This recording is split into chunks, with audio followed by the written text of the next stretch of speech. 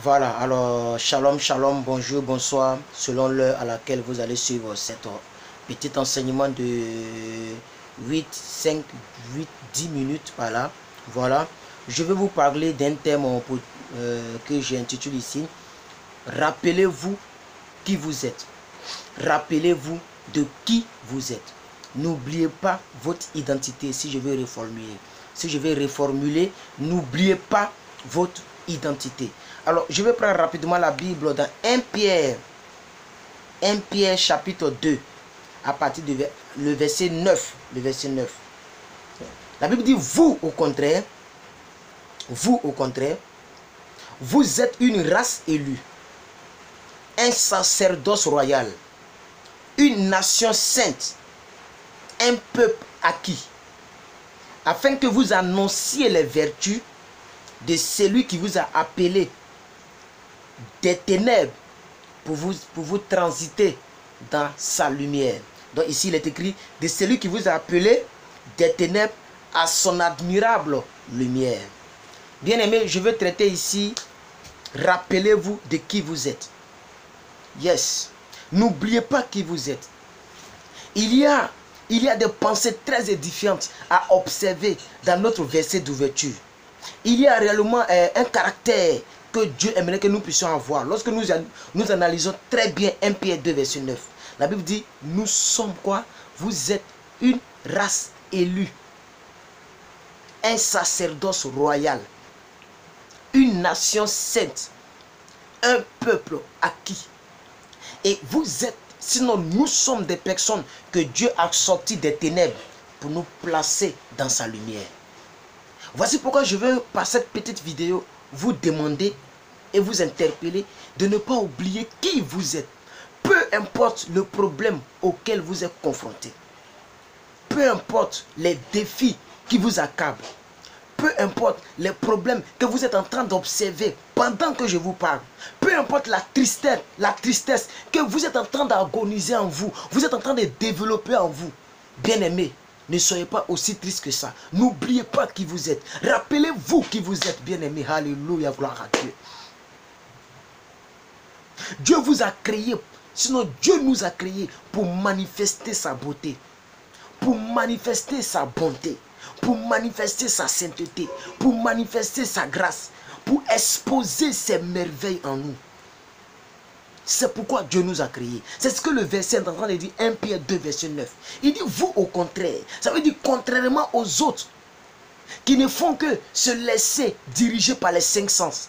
Contrairement aux autres, qui ne font que réagir par les réactions. Nous ne réagissons pas par les réactions des autres. Mais bien aimé, c'est ce que la parole dit de nous. C'est ce que nous mettons à l'avant. Qu'est-ce que la parole dit de toi? Bien aimés frères et sœurs, rappelez-vous qui vous êtes. Je vous lis encore un verset ici. Vous allez voir quelque chose. Je vous lis un verset ici. Nous sommes dans l'épître de Jacques. Jacques 1, verset 18. Voici ce que la Bible dit. Voici ce que... Je vais commencer à partir du verset 17. Le verset 16 même. Ne vous y trompez pas, mes bien-aimés. Toute grâce excellente et tout don parfait descend d'en haut. Oh, alléluia. Même si c'est en rediffusion, même si c'est de manière rediffusée ou en préenregistré, je veux que tu écrives en bas ce qui est ici. Tout don parfait descend d'en haut, du Père des Lumières. Est-ce que tu peux dire avec moi, toute grâce parfaite descend d'en haut. Bien aimés, nous sommes des gens favorisés, chez lesquels il n'y a ni changement, ni ombre de variation. Nous adorons un Dieu où il n'y a pas de changement, ni ombre de variation. Bien aimés frères et sœurs, regardez le verset 18. Il nous a engendrés selon sa volonté. Ceux qui pensent qu'ils sont encore nés de leur père et de leur mère. Rappelez-vous de Jean, à ce chapitre 1, verset 12 à 13. La Bible dit quoi? Que Dieu nous a donné le pouvoir. C'est un pouvoir qui fait de nous enfants de Dieu. À tous ceux qui croient en lui, Dieu leur a donné le pouvoir de devenir enfants de Dieu. Lesquels, au verset 13, lesquels ne sont plus nés ni du sang, ni de la volonté de la chair, ni de la volonté de l'homme, mais lesquels sont nés de la volonté de Dieu. C'est la même pensée qui est ici, au verset 18. Il nous a engendrés selon sa volonté, par la parole de la vérité. Par quelle parole? La parole de la vérité. Afin que nous soyons en quelque sorte les prémices de sa gloire. Oh, alléluia. Les prémices de ses créatures. L'expression sacerdoce royal, bien aimé, ce n'est pas simplement des personnes qui appartiennent à Dieu, mais qui sont sur la terre. Ça veut dire que nous avons la même nature, nous avons le même sang, nous sommes de la même famille de notre roi. Écoutez, nous appartenons à un royaume où le roi et tous ceux qui sont dans le royaume ont un même père. Nous avons le même groupe sanguin. C'est pourquoi la Bible dit quoi? Nous sommes un sacerdoce royal. Bien-aimé, je veux t'encourager avec cette petite notion. Je veux t'encourager à ne pas laisser les circonstances dicter ta vie. Non! Si tu vois cette vidéo, il faut écrire en bas de cette vidéo. Il faut dire non, bien-aimé. Ne te laisse pas dicter par ce que les gens veulent. Écoutez, ce que les gens veulent, c'est que tu te laisses dicter par ce qu'ils veulent.